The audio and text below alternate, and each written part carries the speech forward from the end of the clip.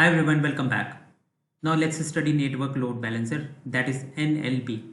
It is designed for high performance, low latency applications that require TCP or UDP traffic load balancing. It operates at the transport layer 4. And if you want to study more about layer, please check out another playlist which is for OSI model. It can handle millions of requests per second while maintaining ultra low latencies. NLP is ideal for scenarios requiring static IP addresses or dealing with network traffic.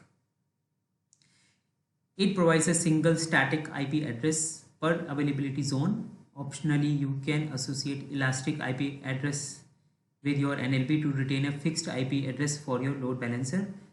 Perform health checks on registered targets to ensure traffic is only routed to healthy instances. Health checks are configured at the TCP or HTTP level.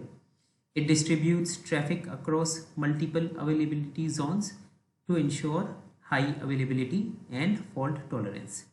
It uses AWS auto scaling to automatically adjust the number of targets based on traffic demands. Let's see the use cases. It is ideal for applications requiring high network throughput and low latency, such as gaming, IoT, and real-time data processing. It is suitable for scenarios where TCP or UDP traffic needs to be balanced, such as databases, VoIP, or custom protocols.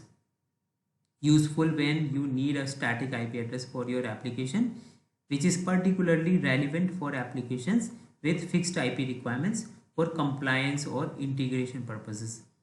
It is beneficial for applications that require long-lived TCP connection, such as those using WebSockets or applications with persistent connections. And let's see the high-level architecture of NLP. We have the load balancer in between. We have the instances, and the request will be served. Then the NLP will decide to which instance the request should be routed. Simple architecture. That's it in this video. We'll cover the next one, which is the last one, in the next video. Thank you so much for watching.